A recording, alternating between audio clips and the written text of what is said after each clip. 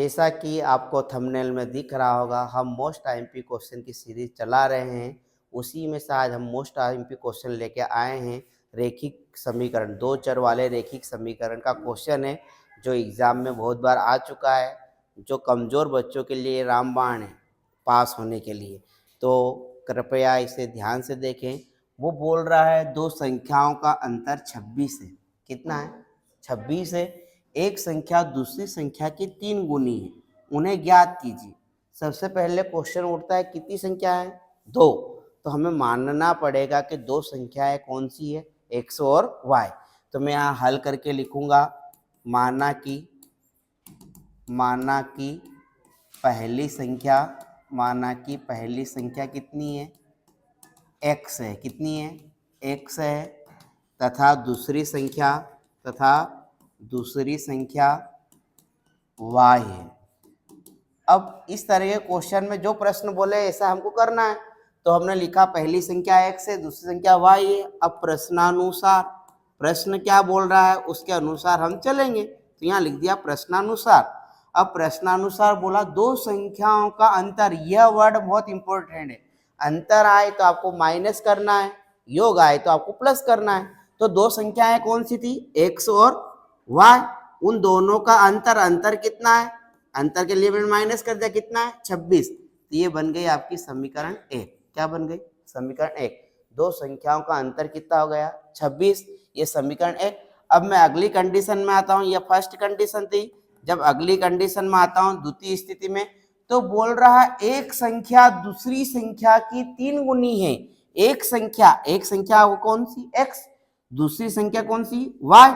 वो बोल रहा एक संख्या दूसरी संख्या की 3 गुनी, 3 का गुणा दूसरी संख्या में कर दो तो वो कितनी बन जाएगी? 3 गुनी। तो दूसरी संख्या हमारी दूसरी स्थिति क्या बन गई? x बराबर 3y। अब हमें दो समीकरण प्राप्त हो चुकी है। हमें विस्थापन विधि से इसको हल कर सकते हैं, सब्स्टिट्यूशन मेथड से।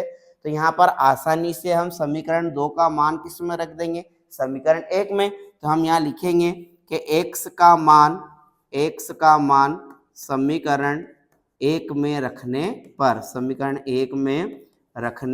पर, अब समीकरण 1 में रखेंगे तो हमारी समीकरण 1, ये जो x बराबर 3y है, यह मान मैं समीकरण 1 में रखूंगा। तो x कहाँ दिख रहा है? यहाँ। तो यहाँ लिखेंगे x माइनस y बराबर कितना है? 26। मैंने x की जगह कितना लिख दिया? 3y। और माइनस का कितना है? y बराबर कितना बच जाएगा? 26। अब ये 3y इसके इंटू में क्वेश्चन तो कितना है? 1। 3y में से 1y गया, कितना बचा? 2y बराबर कितना है? 26।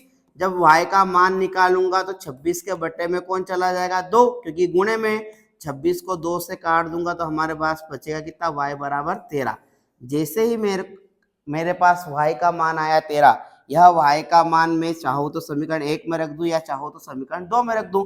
समीकरण 2 में रखना आसान है। तो यहाँ लिखूंगा y का मान समीकरण 2 में रखने पर, अब समीकरण 2 क्या है हमारी? समीकरण 2 है हमारी x बराबर 3y। कितना है? x बराबर 3y। x ऐसा का ऐसा, 3 भी ऐसा का ऐसा। y का मान कितना आया? 13। 13 का 3 में गुणा कर देंगे, कितना आ जाएगा? 39। इस तरह से हमें x और y के मान आए। हम इनको चेक भी कर सकते हैं। समीकरण क्या बोल रही थी कि पहले में से दूसरा घटाओ तो 26 आना चाहिए। हमें x का मान कितना है? 39। y का मान कितना है? 13। 39 में से 13 जाएगा तो कितना बचेगा? 26। और 13 का 3 गुना 39 है, 13 39।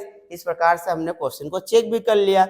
यदि यह वीडियो आपको पसंद आया है तो अपने दोस्तों को जरूर शेयर करें और लाइक और हमारे चैनल को सब्सक्राइब जरूर करें। धन्यवाद।